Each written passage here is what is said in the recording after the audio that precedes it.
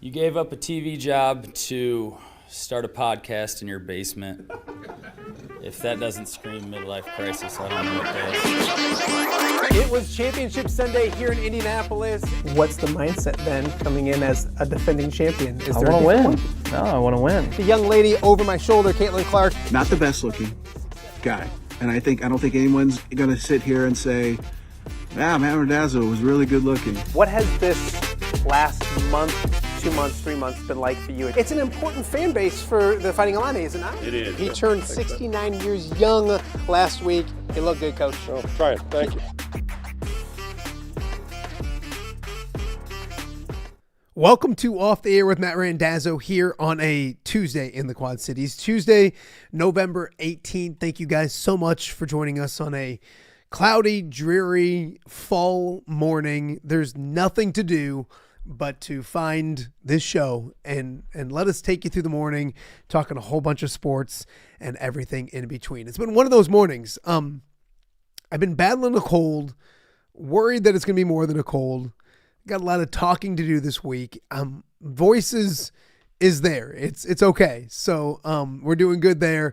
Kind of feel like I'm playing catch up this morning, but we got a great show. I'm super excited about the show that we have. We have a ton of things to get to and talk about here on OTA on a Tuesday right here in the Quad Cities. If you're watching us live on YouTube, thank you for doing that. We appreciate it. Make sure you're subscribing. Make sure you're telling friends about what to do. If you're not subscribing, do so ASAP and let everybody know. Get involved with the chat as well. The chat has been more and more active on the YouTube channel. So get on there. Tell us what you like. Tell us what you don't like.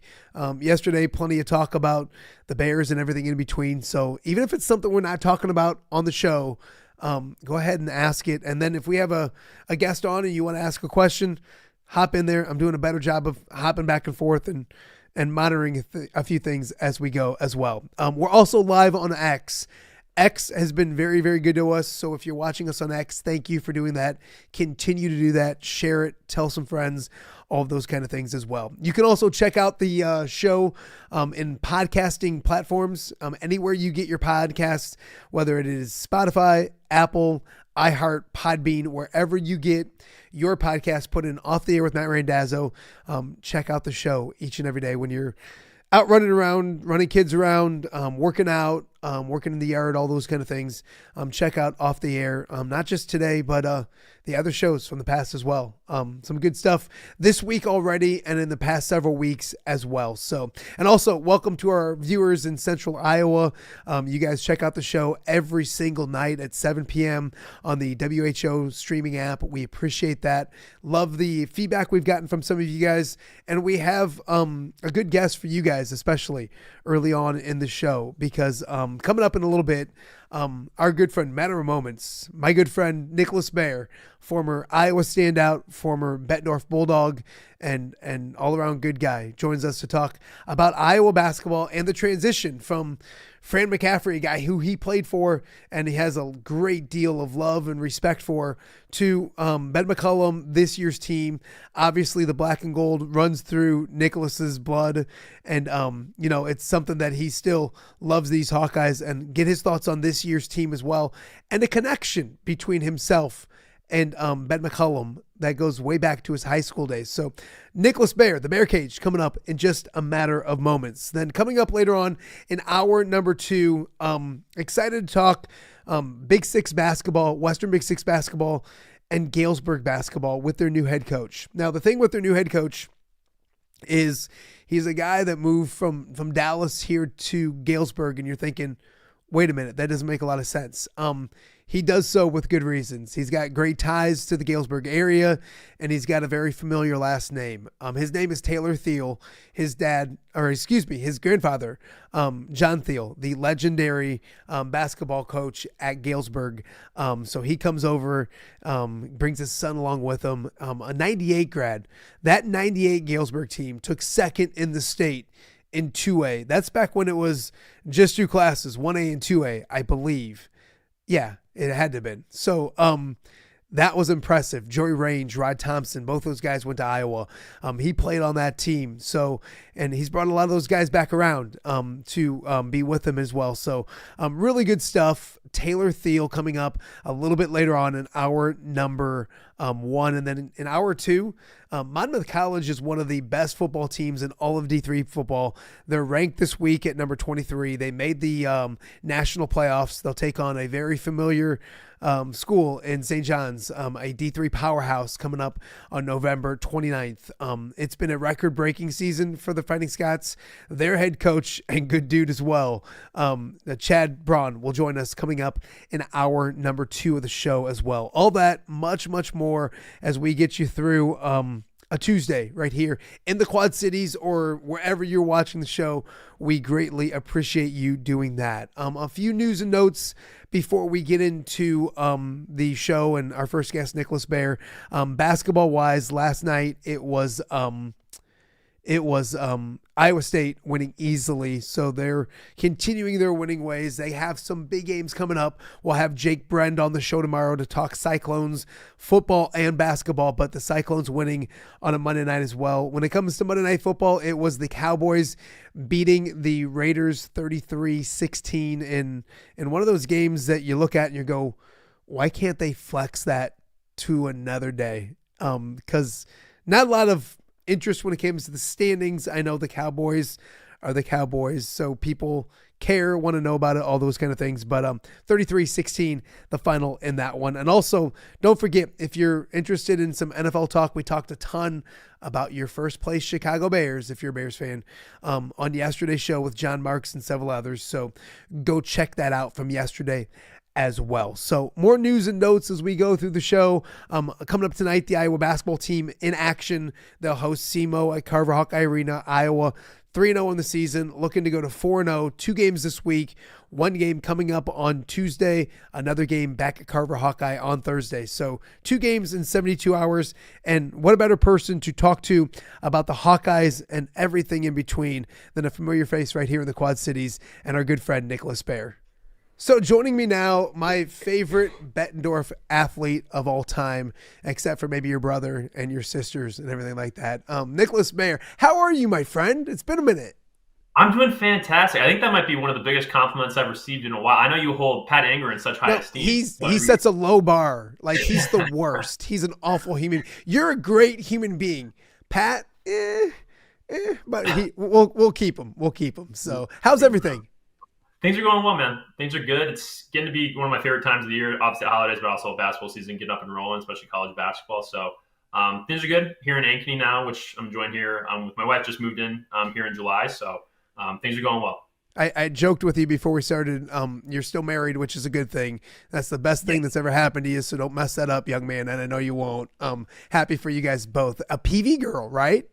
Yes, PV track state champion, which she's fondly reminded me of many, many a time. So some Quad City roots for sure. I think we're going to try, if we get back to the Quad Cities, we always try to hit the kind of the holy trinity of Hungry Hobo, Whitey's, Happy Joe's, make sure we get kind of all of our fixins out there. I love it. Well, basketball, you're one of my favorite players I've got to cover. And I think you're a lot of Iowa basketball fans' favorite people when it comes to, or one of their favorites because of the way you played the game and all that kind of stuff.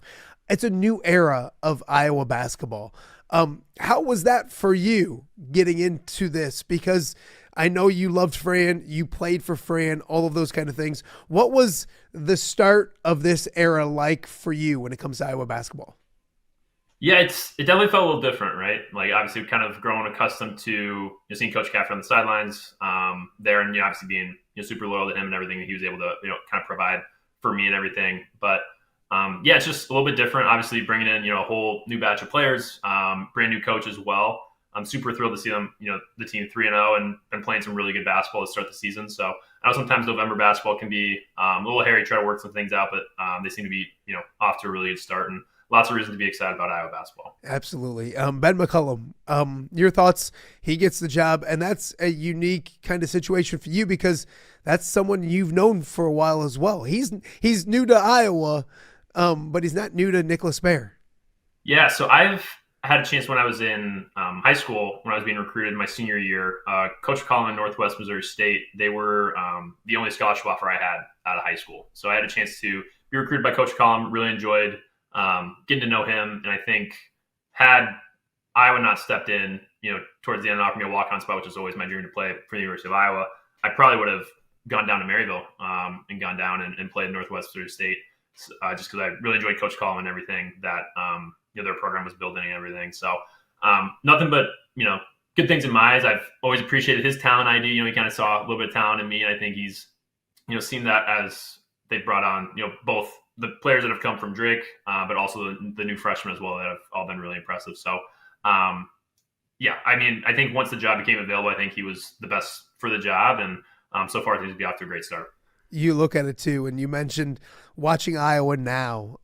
You probably, I mean, you've been with Fran for so long and played for him, and you've seen the similar stuff. Is it different for you to sit down and watch an Iowa basketball game and probably not sit there and tell your wife, like, all right, this is what's coming, or they're going to run this? Is it different watching, and how different is the style, I guess, between what you guys did with Fran and now what's going on with Ben McCollum? Yeah, I definitely would enjoy sometimes I'd watch games with my father-in-law. We'd be like taking a ball out of bounds. I'm like, hey, we're going to like run a guy out of bounds and throw it and get like an easy inbounds for a foul. Like just like that kind of stuff. Like I knowing, same thing with like offensive sets, like, or out of bounds, just like knowing, okay, if we're in this alignment, here's what we're looking for, and kind of having that. Obviously that's gone for me now, which, I will have to move on from, which is fine. But I think the similarities that I do see is I think what Coach Coleman has done a nice job of is kind of providing different templates for players, but then just letting guys be basketball players, right? Like I think, there's different, like whether it's horn sets, elbow sets, dribble handoffs to ball screens. For the most part, it seems like there's a pretty good flow and not a like, hey, you have to pass here, you have to do this. Like just be basketball players, which I think at the highest level is something that, all basketball players want to be a part of and want to be able to play that way. So definitely a little change in terms of pace, a little different, but in terms of efficiency, something that's been really impressive starting out here in the McCollum era. Former Hawkeye and former Bettendorf Bulldog Nicholas Baer joining us right now and off there with Matt Randazzo. Nicholas, I kid you not, the first game I had like 6-7 text messages, and that wasn't one of those dumb 6-7 things. I hate when I say that and catch myself, but they about the defense at Iowa and how they're it's this new discovery of defense, and we've talked about the defense, and Coach McCollum probably has more of a focus maybe on that end. But with that being said, I remember watching you, one of the best defensive players in the Big Ten, do great things. And I guess like my question, and I don't know if it's even a question, is defensively, what do you see from Ben McCollum? And then your thoughts of this overlying theme that like Fran could care nothing about defense and all he cared about was putting the ball in the basket. Where do you kind of balance those two things? Yeah, I think from what I've seen so far, I've been pretty impressed defensively from what this Iowa team has done. I had a chance to watch him a little bit at Drake, so I was pretty familiar. But I think the thing that's jumped out to me is like the ball pressure they've been able to provide so far in these first 3 games. I think generating turnovers based on the ball pressure that's really kind of bothering and disrupting a little bit more than maybe that we've seen in the past. But on the whole, I think some of the differences we've only seen man-to-man so far. Obviously, Coach McCaffrey was big, on changing defenses and keeping opponents off rhythm a little bit. So far, only seen man-to-man, haven't seen much zone from this McCollum team. So I think that's kind of the primary difference, I think, sounds like Coach McCollum's, for the most part, unless we see something differently, is pretty strictly man-to-man, teaching these principles, leaning into it, whereas Coach McCaffrey, a little bit more likely to change defenses, pressing, mix up the flow a little bit, move a little high tempo. So both a little bit different, both have been successful. So just a little bit of a different defensive structure here so far this season. You look at it, Nicholas, and obviously Bennett Sturts is a good basketball player. I don't think it takes an expert like me or you, but kind of what your appreciation for him, because not that you have the same story, but again, it's a guy that was overlooked in high school and went the D2 route and continued to get better. Yourself, overlooked in high school, went walk-on route, ended up playing meaningful minutes and doing great things at the University of Iowa. You have to love watching that guy. And what is it about players like that? Because I think there's so much talent around, and it just takes the right guy to see it and develop it in order for it to become a great thing. Your thoughts on Bennett Sturts and watching him play the game of basketball? Yeah, man. I mean, he's unbelievable. Like, I think the thing that sticks out for me is it's a guy who's never rushed. Like, I think we've seen a lot in these first 3 games, guys picking him up full court, trying to wear him down because they know he's going to be playing 38, 39, 40 minutes. And for the most part, he's rarely ever rushed, like always kind of gets Iowa into their sets, gets us into things to be successful. And I mean, I took a look at his splits. He's 58 from the field, 46 from 3, and 90 from the free throw line. Like, it's an unbelievable start. But I think, for a guy who's first team, preseason, first team All Big Ten, preseason All American, like, wouldn't really expect anything less, right? I think that's something that a lot of Iowa fans were excited about, and myself included. Like, I think just having a guy like that in the Iowa jersey is pretty special. So excited for some more big things from him, and really from this Iowa team in general, as some of the competition picks up a little bit here in late November, early December, getting a chance to kind of continue to elevate their game as well. Bennett's the easy one. Who else has caught your eye early on? Somebody you're intrigued by, maybe somebody you didn't know about that you know now. When you look at this Iowa basketball team through 3 games, who is it that has Nicholas Baer intrigued as we move forward? The two that stand out to me were kind of in this last game against Xavier with Center Jurok and then Tate Sage as well, kind of the 2 freshmen. I know there's been a lot of discussion around the continuity that the Drake guys have, the guys that came from Drake here to Iowa now. And that's definitely been, on display. I feel like there's a lot of connectivity and continuity with guys who have played together multiple years so far. But I think that's one area where I was impressed with having Jurok, 5 men who can handle, can make plays off the bounce, can pass. Obviously, some pretty good footwork and score as well. And then Tate Sage, I think being able to kind of come in, provide energy, knock down shots as well. So I think those two have kind of caught my eye a little bit, especially as we get into some tough competition, Big Ten play. I'm interested to see how kind of Coach McCollum handles the depth that he has, because I think there's a lot of talent on the team, and I think he's been pretty on record, around looking for a little bit of a tighter rotation. So I'll be interested to see, how that all plays out. But it seems like there's a lot of guys who can contribute right away. Iowa has 2 games this week. SEMO, I think, tonight. Thursday, Chicago State. Maybe flip it, but I think that's the order that it is. Mm-hmm. And as an Iowa basketball fan now, what are you looking forward to? Because they did play maybe a step up in competition. Xavier down a little bit with the new coach and transfers coming in.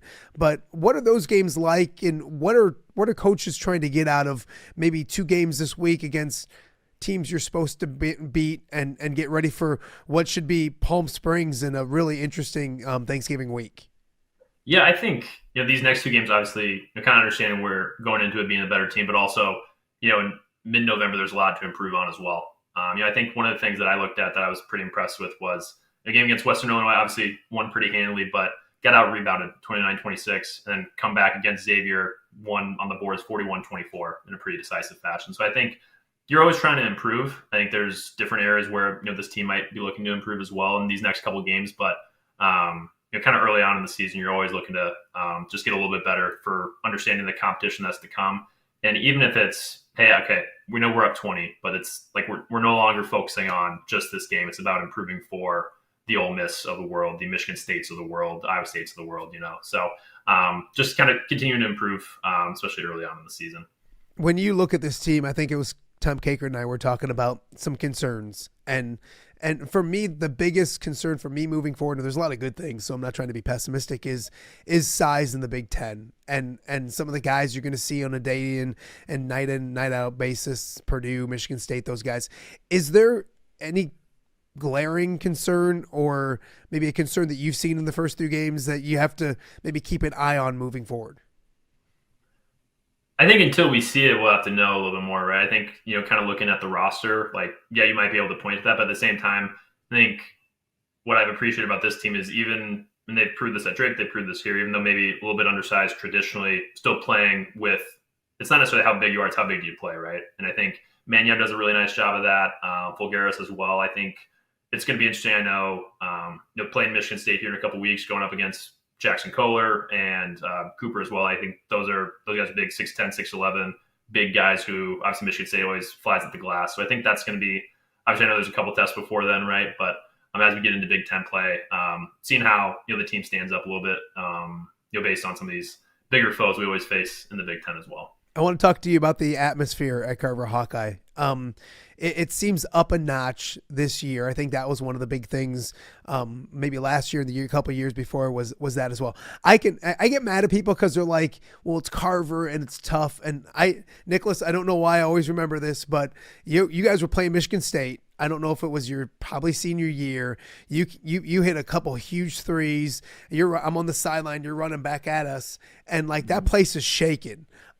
Carver can be so special. I think you pointed at me and said, I owe you for everything, Dazzo. Something like that. That's the way I remember it in my head. Right there. You word for word. Pounded your chest, something like that. But Carver can be special. Have you seen an uptick? No, you're not there. You haven't been to a game yet, I don't think. And you're just watching from TV. But have you noticed some energy around the team? And then also, how important is that to get, Iowa basketball and that place packed and people to buy in with what the product is on the floor? Yeah, I think I definitely noticed a bit of an uptick of kind of excitement around the program in general, right? Which comes with the territory of kind of a new era a little bit. But I think one thing I've definitely noticed is there's been some changes. I think bringing the students closer is very important. I think the thing that's great with this is there's some changes that have needed to be made probably a long time ago to get Carver a bit more excited, specifically getting the students closer. I'm a little envious that didn't happen earlier. Would have loved the students to be a little bit closer while I was playing for sure. But at the same time, I think it's great for the program to have a bit more student involvement as well and leaning into that in addition to a couple other areas. But I think Carver can be special. I've seen it when I was playing. I've seen it packed. I have full belief it'll get back to that as well. And I think, kind of like we've mentioned earlier, like it can be a pretty special place. And I think Coach Cullum's done a pretty nice job of engaging the student body, engaging other folks as well, to kind of, get people to support this team. While you're wearing the Tiger Hawk on your chest and you're an Iowa fan and you're an Iowa former player, all that kind of stuff, you bleed it. Obviously, Fran, very special to you. Have you been keeping an eye on Penn and everything he's been doing? I thought his first victory was pretty special. He was pretty excited and all that kind of stuff. Your thoughts on what Fran's doing out there? And obviously, that guy means a lot to you, and you're still keeping tabs on what he's doing as well, I'm sure. My ESPN Plus subscription's rolling. I get a chance to watch all the Penn games, which is great. So they had a game last night against St. Joe's at a big win. So I was excited to get a chance to see them win that game, which is awesome. And I'm planning a trip out. My brother and I are going to head out to the Plesser here in February, get a chance to watch them, which is cool. And not only will we get a chance to watch them, we'll watch them against Dartmouth, where the director of basketball operations is none other than Dylan Sortillo. No way. Bulldogs. So it's going to be a good trip out there, get a chance to see some Bettendorf buddies, but also get a chance to, always support Coach Caffrey, get a chance to watch them and support the Quakers. So the Quake show is rolling and we're excited about it. Why did I not know that? I knew was he at USC last year? UIC, and then was down at a JUCO in Fort Myers, and this is the basketball path, right? Just kind of bounce around and figure out a way. And that's Dylan Sortillo. Dylan Sortillo finds a way, one way or another. You know what? So. I'm going to hopefully Dylan watches this. I'm going to text it to him, and I'm going to try to get him on the show. That's a fantastic. He's a good human being. He's a good basketball player. He's a goofball as well. Mm-hmm. He's one of my favorite people. Do you watch the other former Iowa players like I do? Obviously, I have a vested interest in our Moline guys and Brock and Owen, but Josh Dix is here and Laje's there. And do you find yourself kind of watching other players and see how they're doing at their new places around the country right now? Yeah, a little bit. I would say probably Brock so far, for a couple of reasons. One, they had a really big game against Michigan the other night on ESPN, which I had a chance to watch. Also, my wife, in addition to being a former Pleasant Valley Spartan, also a former TCU Horned Frog as well. So some TCU ties in our household as well. So always kind of following TCU athletics as well, which is fun. So following them, I would say for the most part, though, I lean a little bit more into kind of the guys that I played with. I tell you what, man, NBA League Pass, getting a chance to watch Celtics. Luka Garza's rolling right now, playing really well, getting some big time minutes, being part of the Celtics organization, which is awesome. So have a couple different group chats with a few former players, just kind of make sure that we're keeping track of everybody. And I would say that part's been kind of the most fun, is seeing guys be successful in the NBA as well. Brock played well the other night against Michigan. Yeah. He did everything he could to get them over the hump. A good game there. Before I let you go, give me predictions. Like, I don't know, it's like every single game, obviously, but where do you see this team? I know it's only 3 games in. They probably haven't been tested. You know what the Big Ten's like. You're a basketball junkie. Is this a tournament team? Is it a bubble team? Is it a Final Four team? Come on, Nicholas. Like, where do you see this team kind of forming? And I know it's early to tell, but just early after 3 games, what are your thoughts? Yeah, I think my thoughts are, so we're definitely a tournament team. I think that's well within reach right now. I think what I'm kind of interested to see is that just how this team evolves as the season goes on, right? And one of the things that's hard to kind of predict for this early on in the season is not only is Iowa kind of a new team, but pretty much everybody's a new team, right? It's kind of hard to look at the Big Ten. I was talking with my buddies. We follow college basketball pretty closely, and like even we were trying to this guy's here now, or this guy's over here, or like what happened to this guy. But So that's, I think, hard to kind of project a little bit in that regard. But just looking at this team, I think, they're definitely going to control the pace. They're going to control the tempo.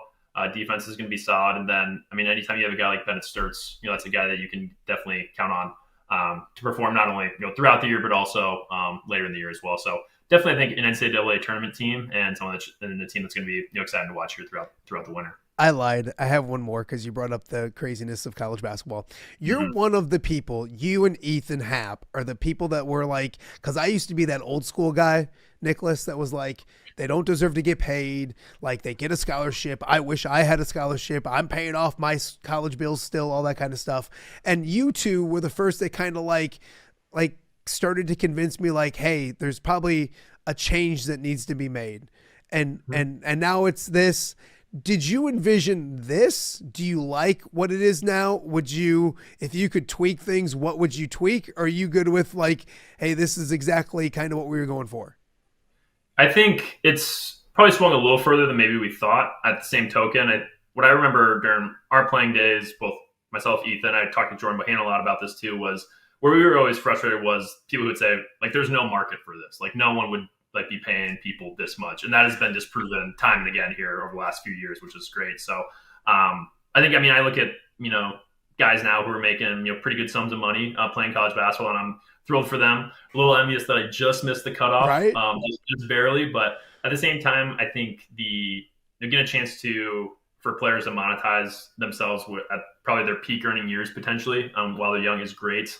I think what I'd love to see is for a little bit more kind of regulation as regards to the transfer portal. I think everyone is in favor of that, of kind of having a few more rules of engagement and continuity that way. But I think it's going to be kind of further discussions around both NIL, but also, how do we enforce it? I would love to see a bit more kind of regulation, both for players, organizations, but at the same time, very thrilled for players who are, being able to play on, playing these big games and having a chance to access some of this revenue. But I would like to see a little bit more.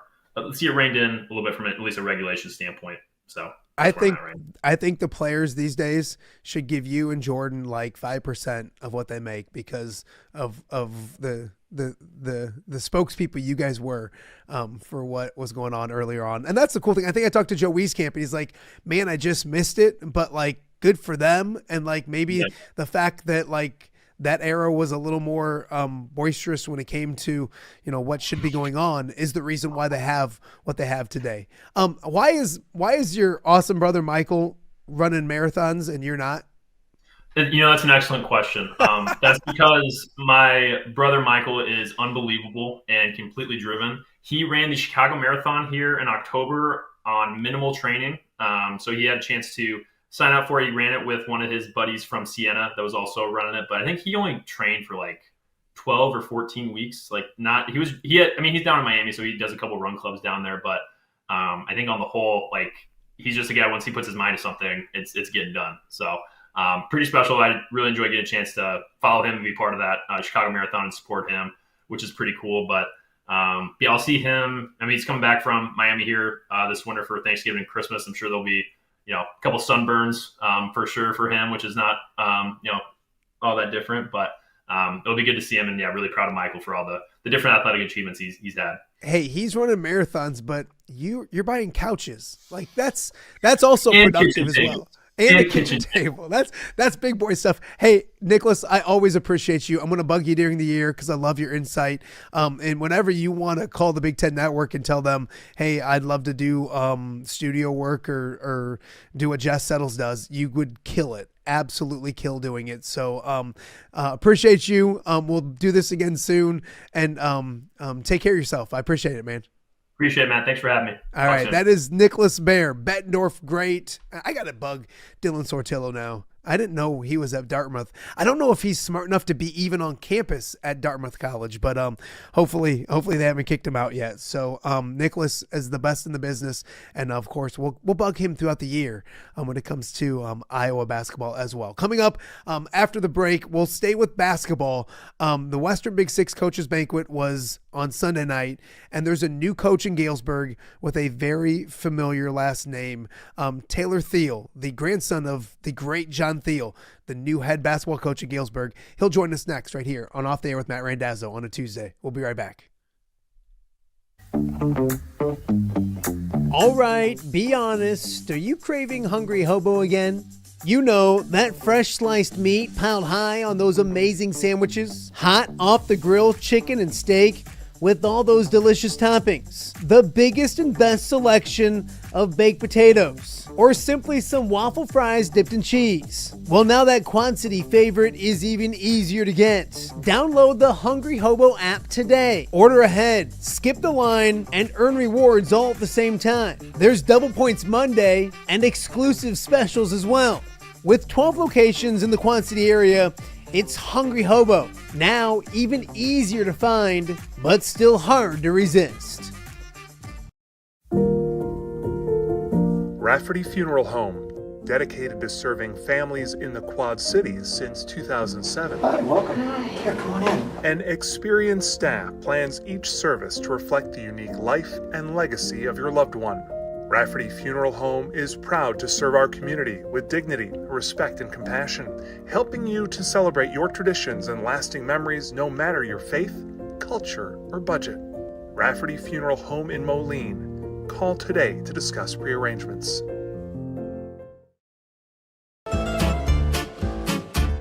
When it comes to quality, convenient pizza, Godfather's Pizza in Silvis has you covered.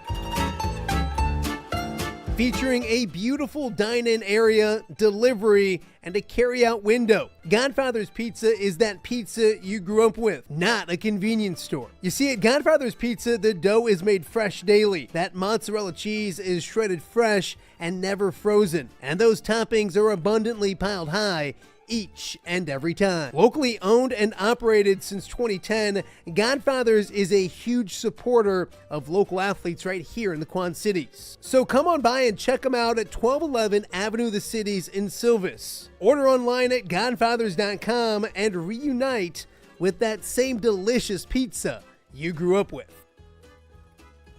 Let's make some TV.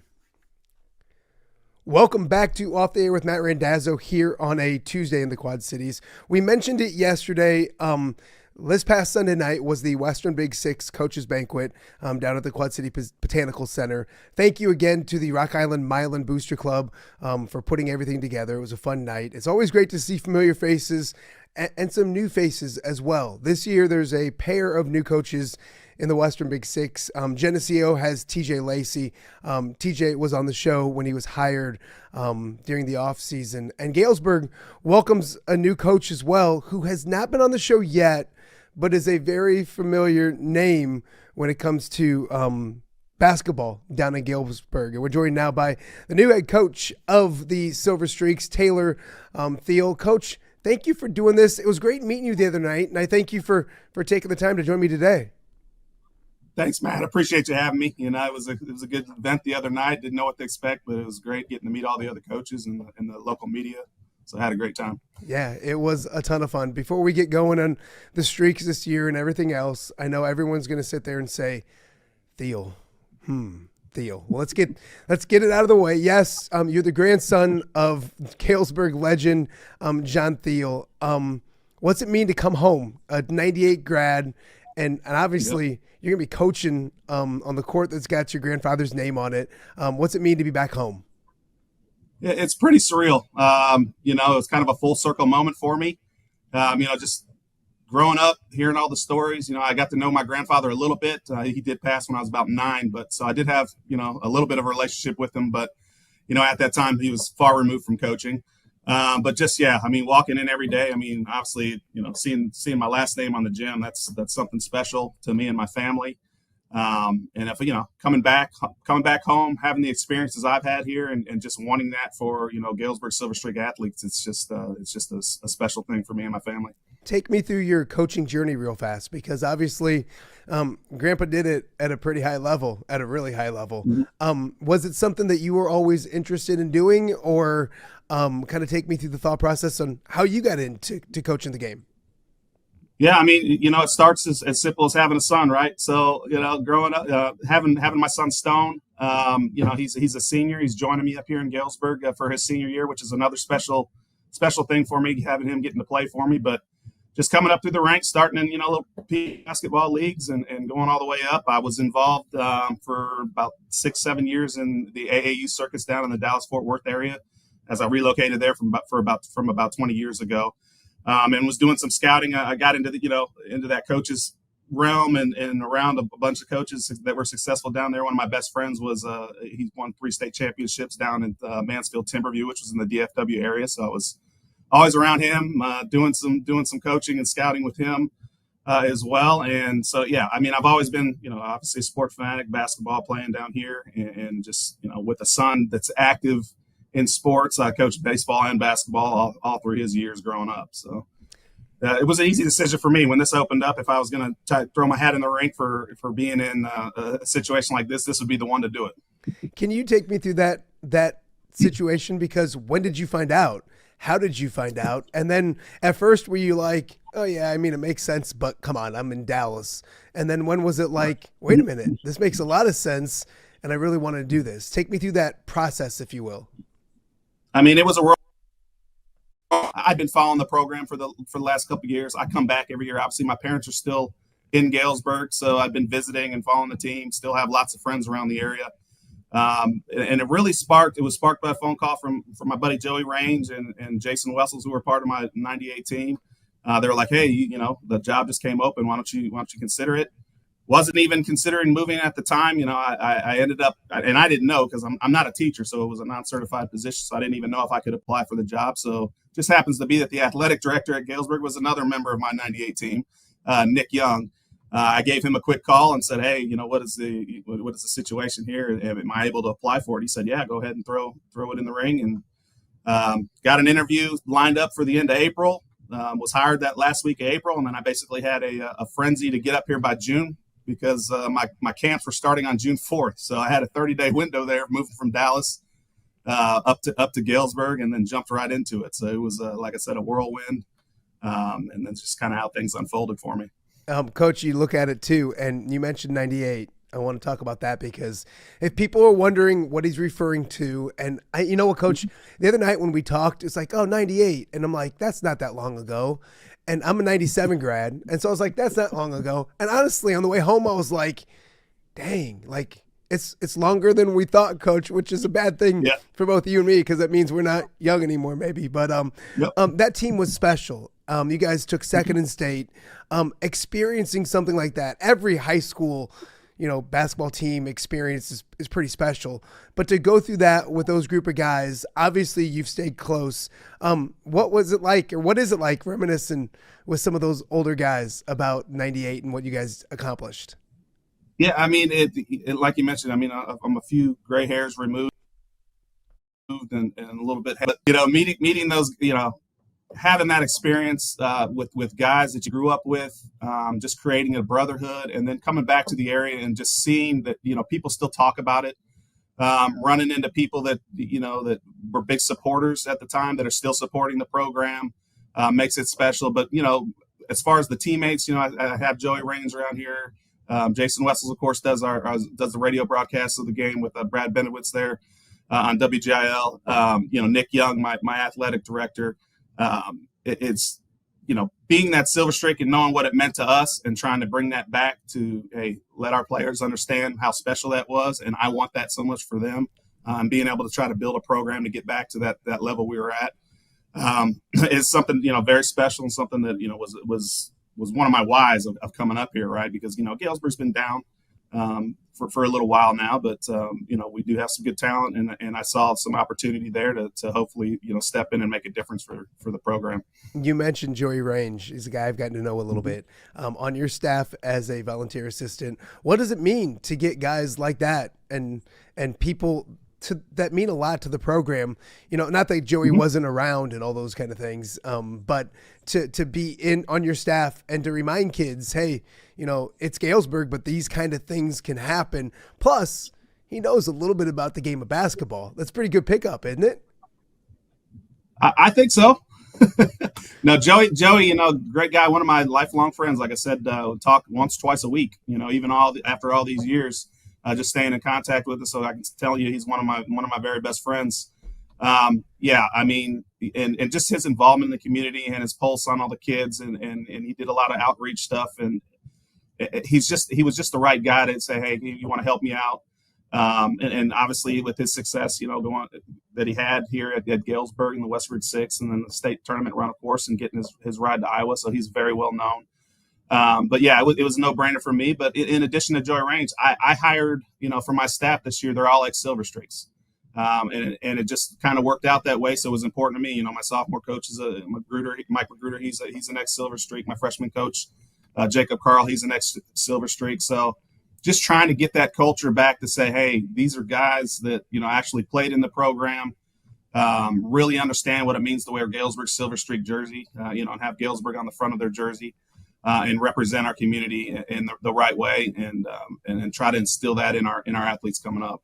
Taylor Thiel, the head coach at Galesburg, joining him right now on Off Day with Matt Randazzo. Coach, you look at this too, and I loved when we were talking the other night, and you said, hey, this is a clean slate. I don't know them. They don't know me. Kind of talk about that process, because maybe besides knowing your son a little bit and what he can do, it is kind of a blank slate on what you want to do, and obviously what they should expect from what they need to do to be a Galesburg Silver Streak. Kind of talk about that clean slate, if you will. Yeah, so I'm coming in and I walked into 8 seniors. Okay, so I mean, which could be a good thing or a bad thing. They've been in the program, they haven't had much success, so I'm battling a hurdle there of, they're kind of used to not having a lot of success. But coming in and like I said, I didn't know them, they didn't know me. It was the whole month of June. I really took trying to get to know the kids. We were having camps and open gyms. I was trying to do some team building events. We traveled to a summer tournament to get to know them.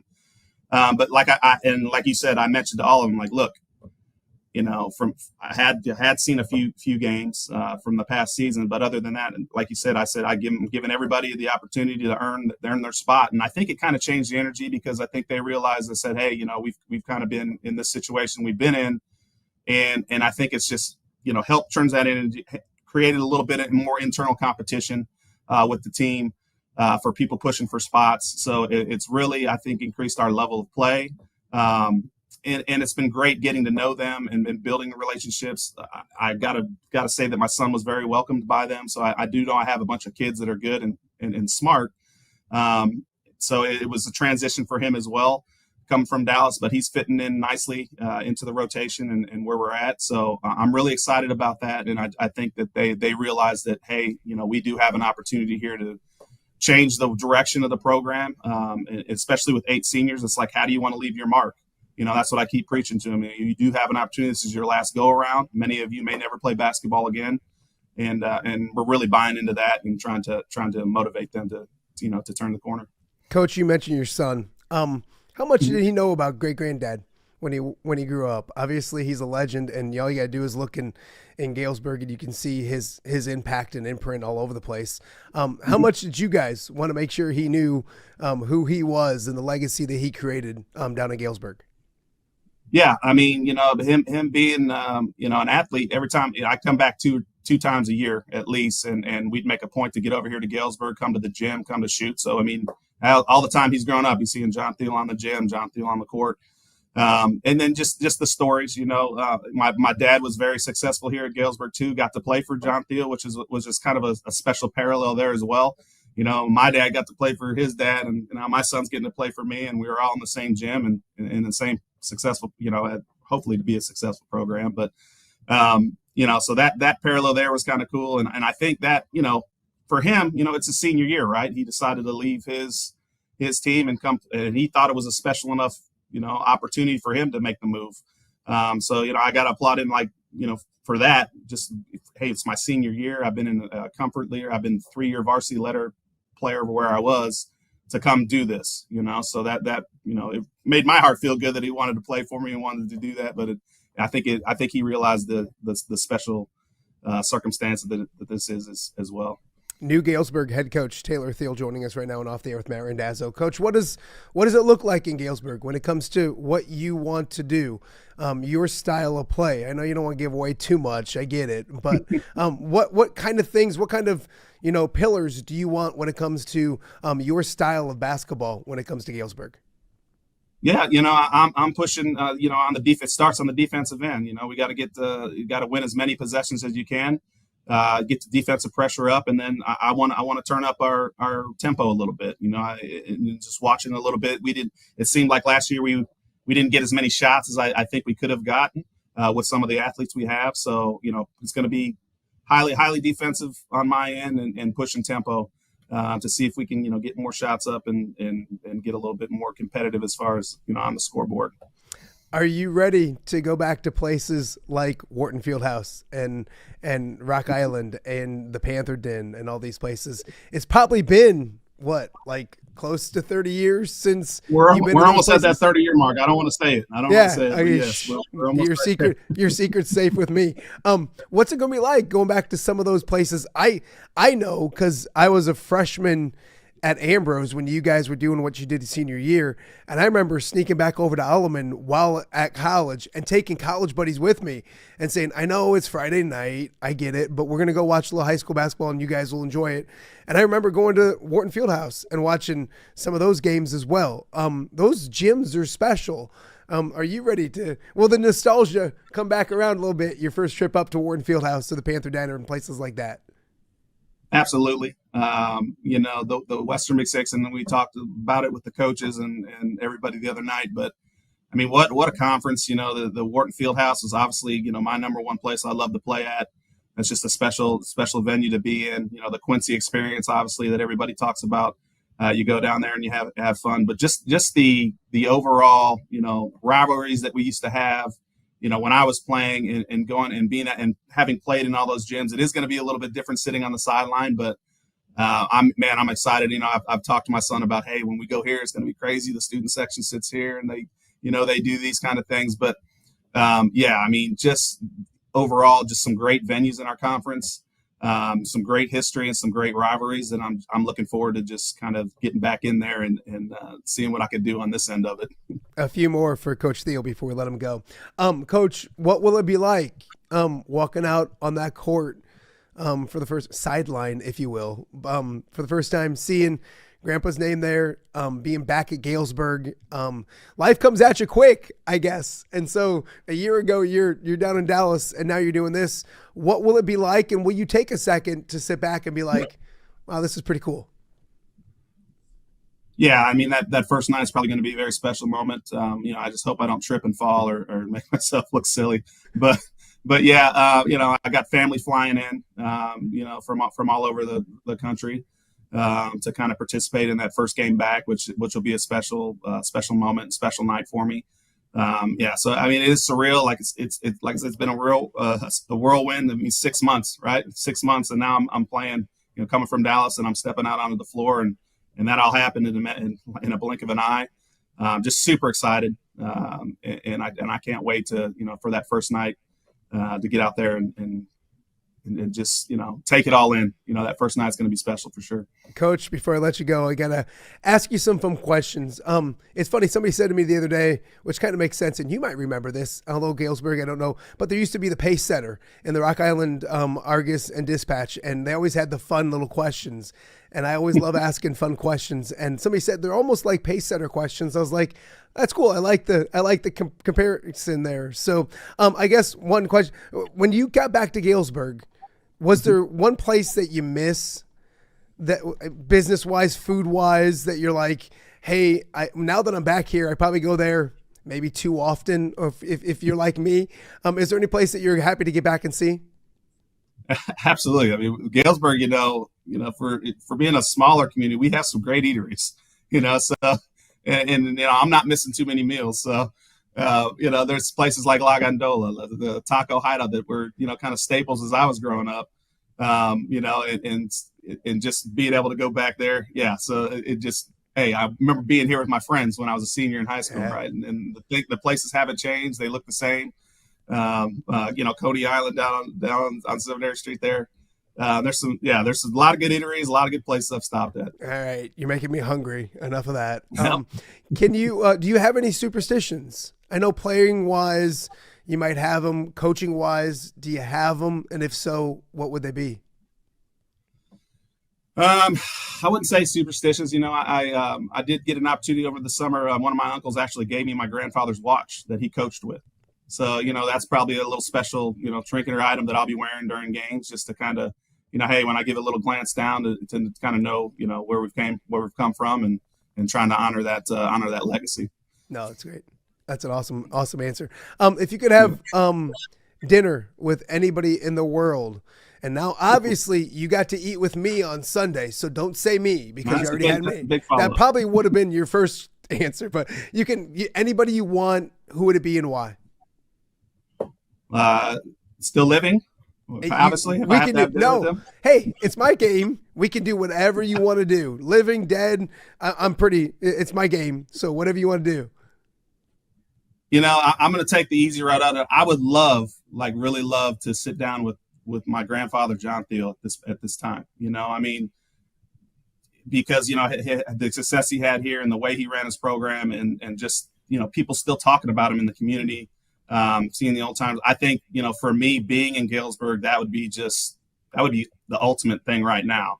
And just to see how, what he would have to say about this, me taking over and him having a grandson here. I think that would be very special if it was possible. But, but yeah, I would say that for now, just as a quick answer. Yeah. Other than that, I'd have to really get into it. You know what? I think he'd be pretty happy about what's going on down in Galesburg. Last one, coaching influences. Besides maybe looking back at your grandpa and those kind of things, maybe current coaches or people who, I know you said there's a 3-time champion down in Texas that probably has a little bit to do with how you coach as well. Who are some coaches that you kind of look at or look to when it comes to how you want to coach on the sidelines? Yeah, I over the years, my high school coach, Mike Miller, had very, very good success in IHSA, came down here. He's had a couple state championship appearances. I actually had him come down and do some summer stuff with us, introduce a few things. So he had a big influence on me. Obviously my college coaches that I played for Terry Glasgow down over at Monmouth. Kind of some old school guys, looking at the college ranks, the Tom Izzos, obviously, of running their programs and the way they have relationships with their kids. And that's kind of what I aspire to kind of have. So that'd be, a few examples there. Coach, I really enjoyed Sunday night. It's a different experience, isn't it? Everybody talks, and then we have Comedy Hour with Sean Taylor. It's unique, isn't it? I didn't know what to expect, and I'd ask my dad, I'm like, have you been to this? And I was trying to find people that had been to this, and, my athletic director, Nick, has been. He's like, yeah, you get up, you talk about the team. He goes, and then it kind of turns into a roast. So I was like, oh, wait. I'm like, well, how am I going to survive this night? And I was like, I don't know any of these guys. I don't have any experiences with them yet. So hopefully by next year, we'll have some shared experiences, some shared stories where I'll be able to, help Coach Taylor, do some comedy relief for the event. No, you know what? I'll give credit to Andy Say too. Andy was pretty funny. Yeah. And here's the thing, Coach, and Sean was hilarious. I've heard 75% of those jokes in previous years. So, it was new to you, and he always sells them so well. But don't get too impressed because he likes to recycle a little bit as well. But, hey, I appreciate you. It was fun getting to know you Sunday, excuse me. Enjoy the season. I hope to talk to you again soon and a lot. That means you're doing well. So I appreciate you taking the time, and best of luck this year. Thanks, Coach. Thanks, Matt. Appreciate it. All right, that is Taylor Thiel, head coach down in Galesburg, and obviously, as we just talked about, the grandson of the legend John Thiel. So it should be really fun to watch and see what he does with that program. Really good dude. Somebody got to know a little bit the other night, but a good human being, and that's always what you love to see when it comes to the Western Big Six and the coaching staffs here, because we did get together the other night, and everybody gets along. Everybody's good people, and that what makes I think the conference pretty special as well. We mentioned Coach was a Monmouth grad, played at Monmouth. Coming up, we're going to talk about the Fighting Scots. They are in the national tournament for football. Their head coach, Chad Braun, joins us to talk about that and much more. You're watching OTA on a Tuesday right here in the Quad Cities. Give me the keys. Learning to drive can be stressful for both the student and, yes, the parent as well. Relax. There's an easy way to avoid the stress. Skiles Driving School in East Moline has been helping new drivers hit the road with confidence for over 20 years. Whether you're a teen earning your first license or an adult looking for behind-the-wheel training, we've got you covered. Their certified instructors are patient, experienced, and use modern vehicles equipped for safety and comfort. From classroom instruction to real-world driving, we make learning safe, affordable, and even fun. Call 309-278-0098 or visit skylesdriving.com. Skiles Driving School. Get in, buckle up, drive your future forward.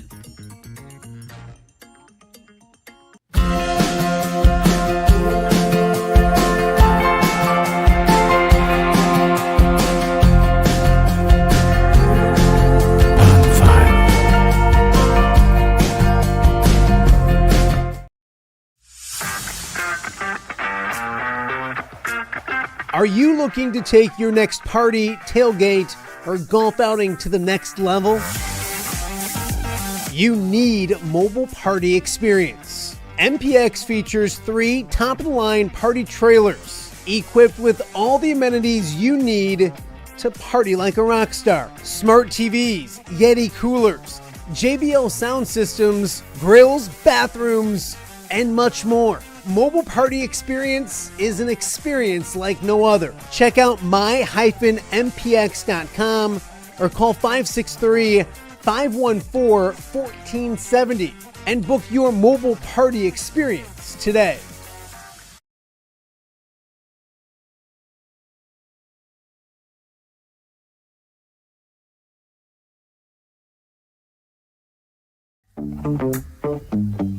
All right, be honest. Are you craving Hungry Hobo again? You know, that fresh sliced meat piled high on those amazing sandwiches, hot off the grill chicken and steak with all those delicious toppings, the biggest and best selection of baked potatoes, or simply some waffle fries dipped in cheese. Well, now that Quad City favorite is even easier to get. Download the Hungry Hobo app today. Order ahead, skip the line, and earn rewards all at the same time. There's Double Points Monday and exclusive specials as well. With 12 locations in the Quad City area, it's Hungry Hobo. Now even easier to find, but still hard to resist. Welcome back to Off the Air with Matt Randazzo here on a Tuesday in the Quad Cities.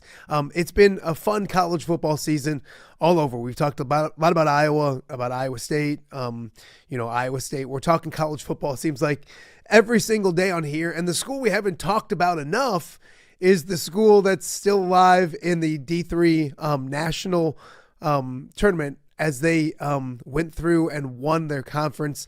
Monmouth has had an awesome year, and we're joined now by their head coach, Chad Braun. Thank you for doing this, my friend. I want to say their longtime coach and head coach, you've been there for like a quarter of a century, my friend. Yeah, I mean, you could see all the white in the beard, it shows. I mean, it's crazy, thinking back of, even this playoff appearance, our first playoff appearance was in 2005 with Mitch Taney at quarterback, and Joe Freitag, who's my offensive coordinator, was playing for me at that time. And, Silas was a little guy. I remember he was barely born, and we dropped him and our daughter Hannah off at some friend's house. My wife came up to the game, and here we are 20 years later now, Silas is our backup quarterback. He's on the roster and going back to St. John's. It's crazy. It's, really surreal. And but I've loved being here at Monmouth. It's been a great place for me and my family. It's been a great place for us to raise our kids. And, and it was fun watching, my youngest son with that Monmouth Roseville Titans team this year. That was a whole lot of fun. So, it's just been a great place. Yeah, it's been a ton of fun to watch you and the program and everything you've done. By the way, Coach, it's not white in the beard. It's gray. I hate to break it to you, but it's not white. It's gray. Yes, it's gray. yeah. It's the nice That's way true. of saying gray. White is the nice way. I got a bunch of white in my hair too, so don't worry about it.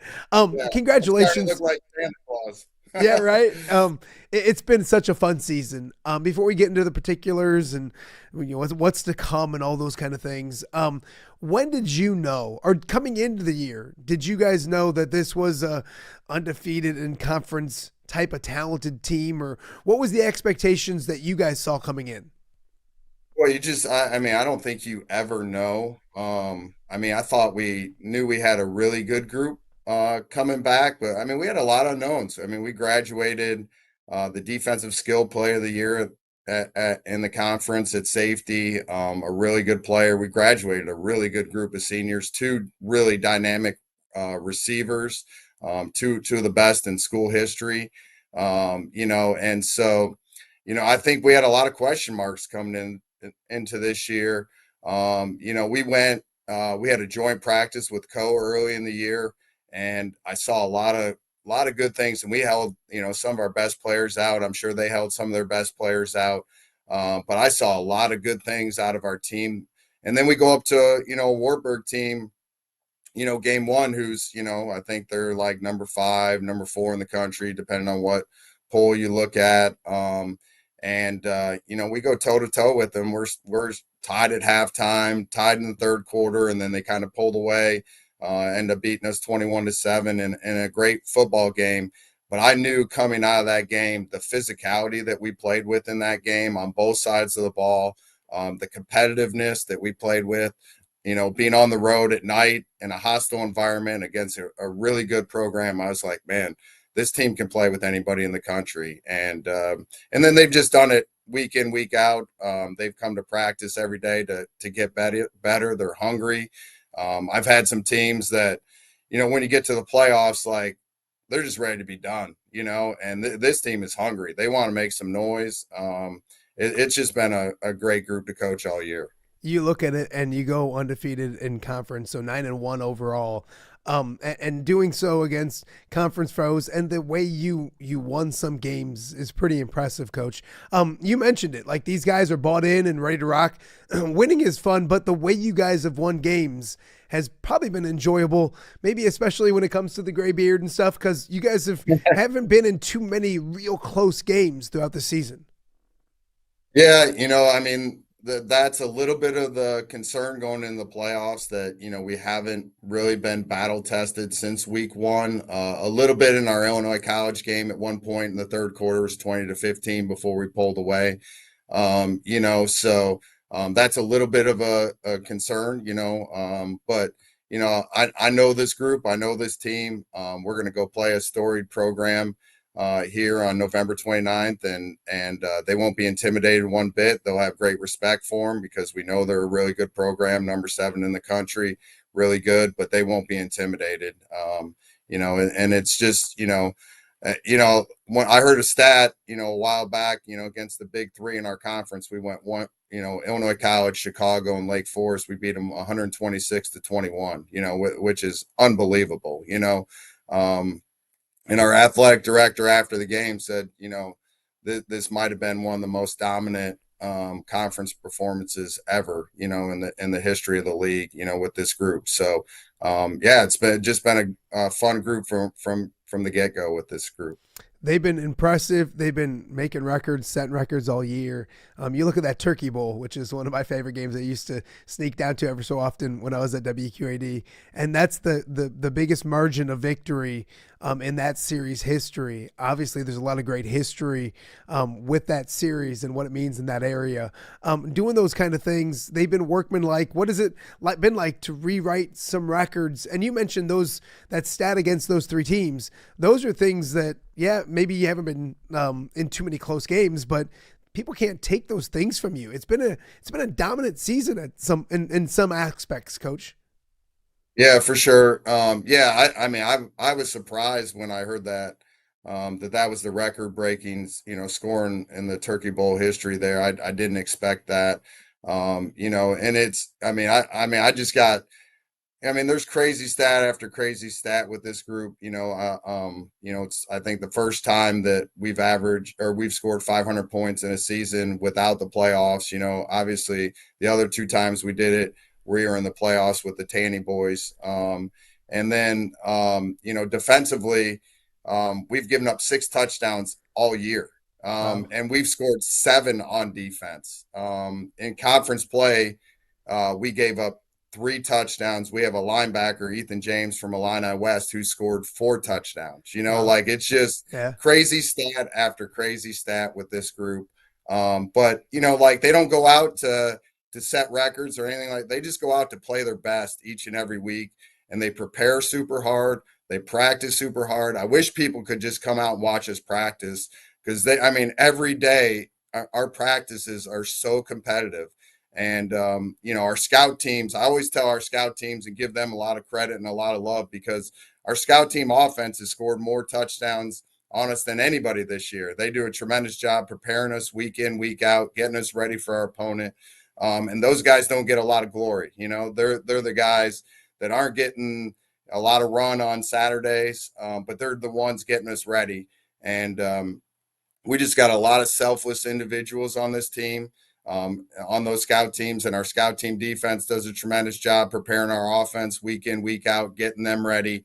They whip, our offense week in, week out, and then get them ready for the game, so it's awesome just to see those guys contributing that way. It's just been a lot of fun. Coach, you look at it, and some of the stats, I was kind of looking at them, and they're not overly gaudy sometimes, but wondering how much they're finishing games and playing in games. But you mentioned Monmouth Roseville, and you get to see that conference. And I love looking around and see a Rock Ridge and a Braden Deem on the team. Chase Newman's a Morrison guy. Obviously, and that's kind of your bread and butter, obviously, is some local guys in this area that come to Monmouth and can do great things. Kind of talk about that. We'll talk about those players in particular in a second, but to be able to get the talent that you see on Friday nights when you're watching your son play at Monmouth Roseville, buy in and come to your program and have success at Monmouth. Yeah, it all starts with a local recruiting area. We set out to, recruit really well within an hour and a half radius, and got to get the best players in our local area. We have a starting safety from Monmouth Roseville, Derek Chandler, who was an all-conference player a year ago. I'm betting he's going to be an all-conference player again this year. We got, 4 young men off that Monmouth Roseville team a year ago. We're going to try and get some more off that team this year. And then, Rock Ridge has been a great program to us through the years. I had Riley Federer down here, Connor Frakes, I'm sure I'm missing some other guys. And then obviously Braden having a, terrific career here. And then, Morrison, obviously I got a chance to see, we have Carson Strading playing for Morrison too, who's a terrific player, our starting middle linebacker, and Chase Newman. I got a chance to see those guys play against my son, Silas, when they were juniors. He was a senior. And I knew then, I was like, we got to get these guys. It's nice going out and watching the Three Rivers. There's a ton of talent in that conference. And that conference has been, really, really good to us. And there's a lot of great players, and we're going to continue to try and tap into that local talent for sure. That was a good little gig for you to go watch watch high school football and be a dad, but also recruit a little bit at the same time. I want to talk about Braden Deem, because that kind of makes me feel old, because I'm like, no, he's not a senior, because he was just at Rock Ridge, but he wasn't just at Rock Ridge. He's a senior, so that goes to time flying. But really good young man. Got to know him at Rock Ridge a little bit, but talented as can be. Talk about him. Obviously, the numbers are really, really good. I think it's 24 touchdowns to 5 interceptions, got 3 rushing. The numbers are one thing, but what does he do as a quarterback, as a leader, as a guy who's been in your program for a while? Yeah, I mean he's a captain, and there's a reason why he's a captain. He's a tremendous leader. He raises the level of the other players around him. He does a great job of doing that. He is not concerned at all about stats. I mean, there's been games where his stats have been gaudy in games. I mean, he's like against Illinois College, he I think threw for the most yards in school history. In a game, does a lot of great things. But then there's games where he knows we got to run the ball to win a football game, and he's selfless. He's a selfless leader. He's going to do whatever he has to do to help our team win. He'll use his legs. He's tough. He's a great competitor. He's just a winner. And I had a chance. We were fortunate, I think, in high school. Silas was a junior, Braden was a senior, and I got to see that game at Rock Ridge where we ended up beating them. It was rainy that night, so it kind of helped us out. Braden kind of struggled to move the ball. I mean, they moved the ball, they just didn't finish down the red zone against us. And then Derek Chandler was a senior on that team too, so we ended up getting 2 really great leaders off that team. And Derek's another captain on our team. So, so I mean, he's awesome. He's terrific. His family's terrific. They're great people, great supporters. His dad played here. So you got the alumni connection, and he's a winner. He's awesome. Yeah, no, he's a good kid. Not kid anymore, unfortunately. Yeah. Coach, what was Sunday night like? I think it was Sunday night. Is that when you guys find out where you're going, all that kind of stuff? Those things are special, and you're in, that part of it, but to find out your fate and to spend time together, those are memories these guys are going to remember for a while. What was that night like, and thoughts of hearing your name and what it means to this program? Yeah, I mean, it's really been, kind of a hard road to get back there. We won it in 19, and then you had COVID in 20. We had a really good team coming back, and you lose that team. And then you come back in 21, you got to retool. And, we had four straight years where we came up 1 game short. We were 8-2, then 9-2, then 9-2, then 8-3, got to play in that bowl game 3 years in a row. And our guys were determined not to go back to playing that bowl game this year. They were determined to get to the playoffs. So it's been a lot of heartbreak. And so obviously, seeing our name up there, is pretty emotional for me. And then really surreal, the fact that it's 20 years later, we're going back to St. John's. So it's pretty awesome, just seeing your name up there. And then, this week, pretty incredible for our program to get some national recognition in both the D3football.com poll and the AFCA poll. The coaches poll, we got ranked 23rd, and then the D3football.com we're 25th this week. So, and I told the players yesterday in our meeting, they're the ones who put us on the map. They've done a great job this year putting us on the map, getting our name out there, getting us the recognition. And it's all due to their credit and what they've done and how they've had to fight through adversity these past 4 years to climb that mountain to get back here. Coach, you have an opponent from 20 years ago in St. John's, and they're a really good football program, really good team, I'm assuming this year as well. How quickly do you start looking at them? I'm sure you've done that already. And what do you expect on November 29th? Obviously, really good football team waiting for you. Yeah, so we exchanged film Sunday night and got to work Sunday night. So you got 2 weeks to prepare. Both teams do. They're an excellent football team. There's a reason why they're number 7 in the nation. Very different from 20 years ago when we went up there. They're a lot of 5 wide. They're chucking it all around, one of the top passing offenses in the nation. And so it's going to be a great challenge for our guys. Our defensive backs, we're one of the top passing defense. I think we are the top passing defense in the country right now in terms of yards and defensive efficiency. And so our defensive backs have been, whining at me all year trying to get somebody that's going to throw it. I said, well, you got your wish. So it's going to be a great challenge for us. They're really, really talented, really, really well coached. They're an excellent football team defensively. They're really physical up front. They mash you. It's really tough to get yards. They're one of the top defenses in the country, and both in scoring and yards and everything. Really talented, really well coached. Going to be, it's a storied program, a unique environment. To be honest, I don't remember much from 20 years ago. All I remember is it was one of the coldest games I ever coached in my life, and I was severely underdressed. I do remember that. I will be more prepared this time around. So that, so we're looking forward to it. Our guys are excited about the challenge. They're excited to go up there. Excited to play that game. Monmouth College head coach Chad Braun joining us right now and off the air with Matt Randazzo. A few more for you. Making the playoffs is difficult. Winning there when you get there is even more difficult, and it's happened twice in program history, both with a guy by the name of Alex Taney at quarterback. Do you let your kids know the opportunity that they have in front of them? Because one, it's not like it's easy to make the postseason. And then once you get there, they're really, really good football teams, and really, really good football teams at Monmouth have gone to the postseason and not gotten a postseason victory. Have you kind of talked about the opportunity that they have in front of them? Yeah, very much so. I think our experience early in the year of playing a playoff type, one of the top playoff teams in the country, Wartburg. These guys believe, like they're not going to be intimidated walking into a place like St. John's.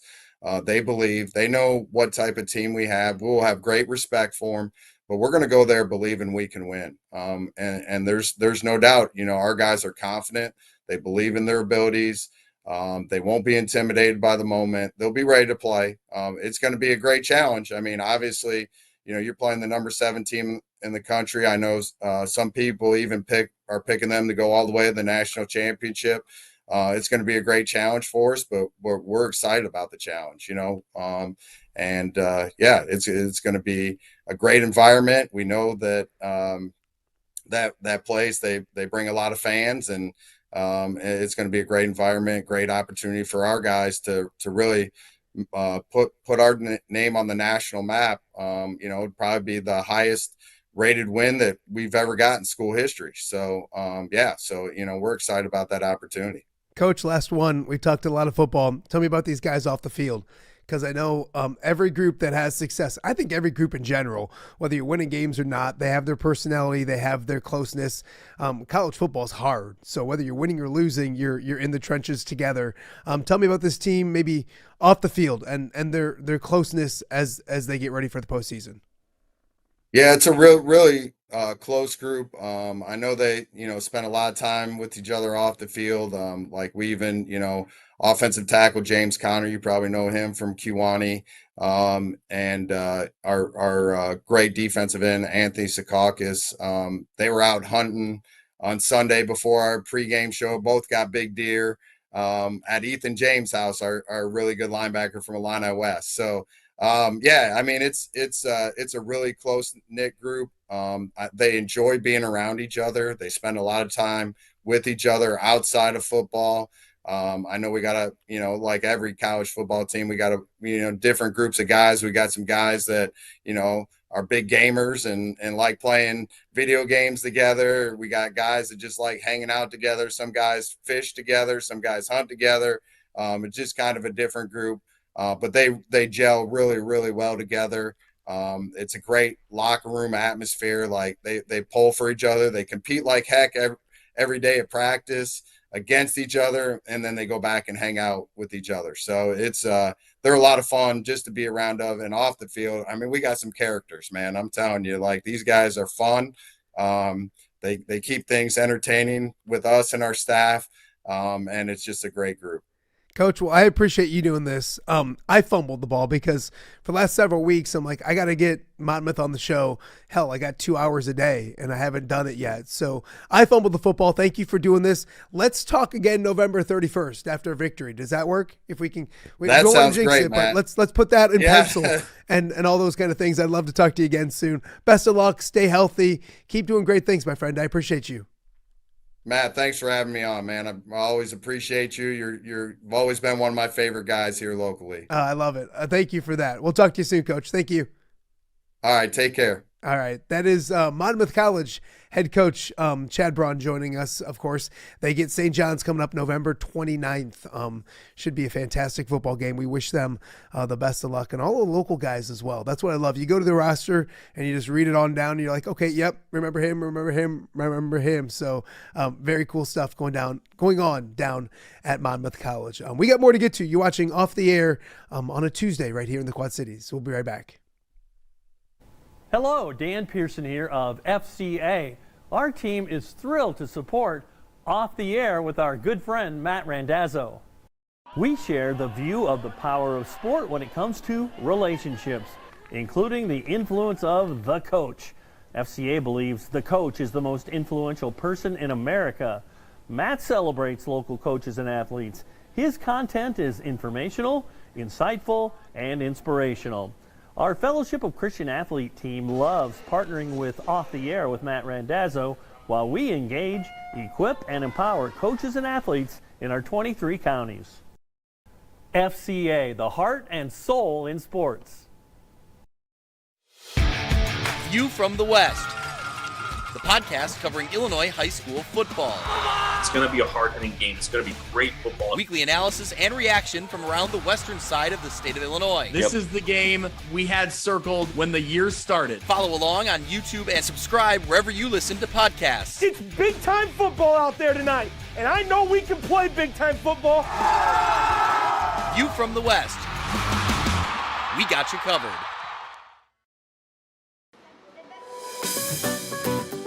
Are you looking for the Quad City's best chips and salsa?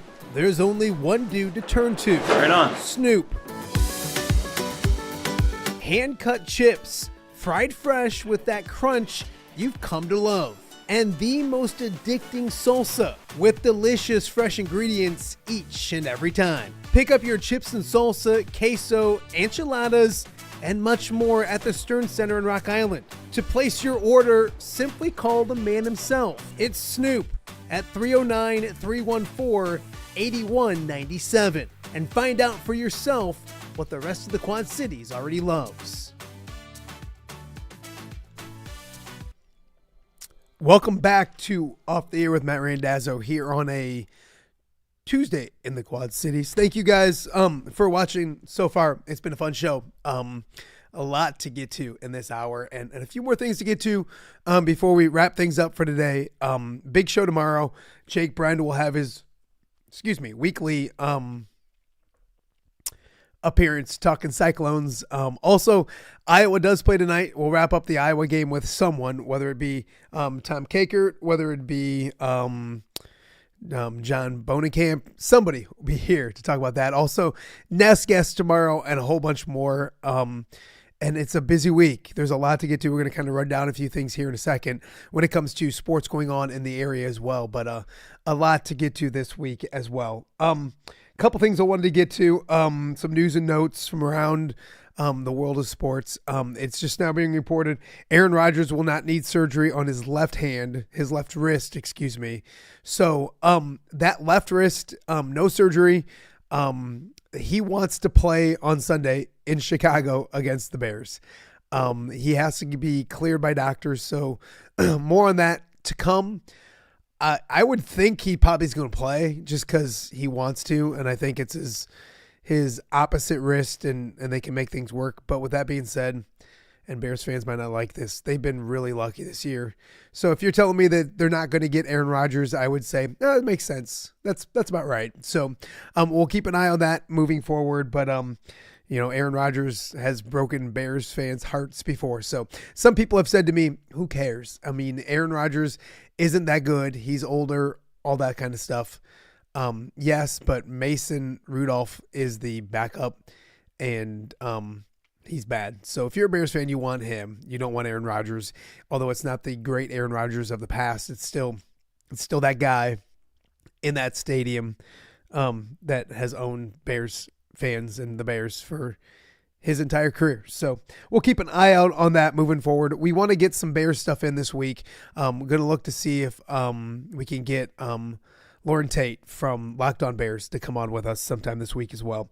Some college football news. Sam Leavitt, who's a good quarterback for Arizona State, reports now this morning that he won't be back at Arizona State, but he'll be back in college football, which is super weird because they got games to be played still. But he is probably going to be I think he might be maybe out for the season, but he's shopping himself around already. His camp is, and he's going to go make a bunch of money. That's the world of college football. You can't blame him. What I will say is you should probably appreciate people like quarterbacks like Luke Altmaier a lot more, because he could have done that this year too. He could have put himself out to the highest bidder and gone elsewhere. He wanted to be in Illinois. It's paid off. They're 7-3. They got a game this week against Wisconsin coming up, but that's the day and age of college football, that if you can make a lot of money elsewhere, it's hard not to go make that money elsewhere. So that news coming this morning as well. College football slate this week. It's Iowa and Michigan State at Kinnick Stadium, 2:30 kick on FS1. We will start our Hawkeye tailgate show at 12:30 from Kraus Family Plaza. God bless that cough button. We're getting there. We're almost through it. So you can check us out at 12:30 Kraus Family Plaza. We should have a really fun post game for you on the Hawkeye Radio Network here locally in the Quad Cities. That's Vintage Radio, WQUD 107.7 FM in the new home of Iowa Athletics. They'll have the basketball game on tonight as well. Hawk Talks with all those kind of things. So really a good affiliate for the University of Iowa and the Hawkeye Radio Network. So Iowa 2:30, Illinois, Wisconsin. They're at 6:30 up in Wisconsin on the Big Ten Network. I'm intrigued by that game. It's obviously Brett Bielema's homecoming.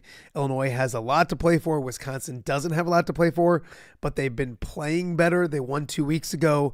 They hung with Indiana for the first half last week before getting blown out 31-7 or something like that. But just an intriguing game for me. 11 o'clock, I think, or 6:30, I think makes it maybe more difficult on Illinois, because now they have to figure out a way to go there at night and probably a more electric atmosphere. Iowa did it. They won. I believe that Illinois can do the same, but an intriguing game this week as well. Kansas at Iowa State. Iowa State looking for back-to-back victories. That's 11 o'clock on FS1. We'll talk more about the Cyclones with Jake Brend coming up tomorrow on the show.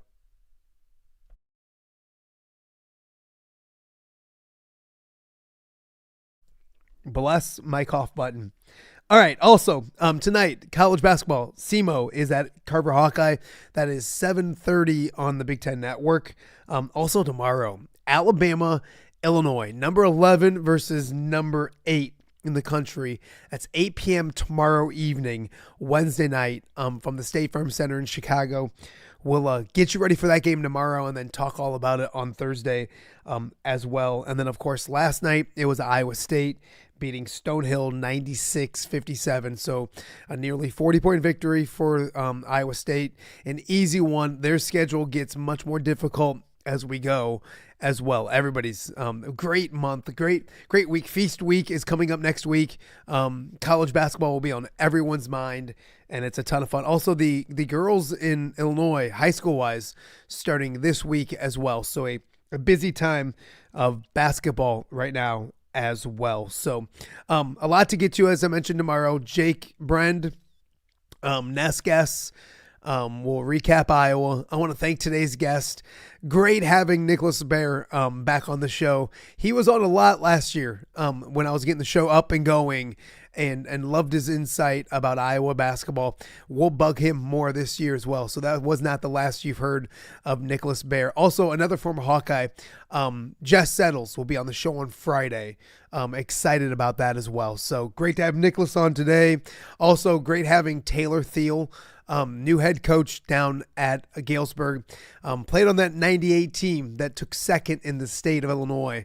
Back at his alma mater, and of course his grandfather was the great John Thiel. So really fun conversation with him. If you missed it, go check it out from hour number 1. And then we also wrapped up with Chad Braun, really good dude. Monmouth College's head coach. The Fighting Scots are heading to the postseason as well. They play November 29th up at St. John's. So we wish them the best of luck. If you missed that, go check that out as well. We got a lot more to get to throughout the week. Thank you guys for watching today's show. Thank you for putting up with my cold. My voice is hanging on. It's got to hang on because I got a lot of stuff to do this afternoon. And then, of course, a show tomorrow. Doing some MC22 work tomorrow with the Blackhawk men's and women's doubleheader, 5:30 and 7:30 games on MC22. And, of course, you can go check them out over at Blackhawk College. So we need to keep this voice. I got basketball games to coach and a practice to coach tonight as well. I got to use a whistle and not yell at the kids so much so I can keep my voice for the rest of the week. So thank you guys so much for watching OTA on a Tuesday. We'll be back with much more coming up tomorrow. We'll see you then.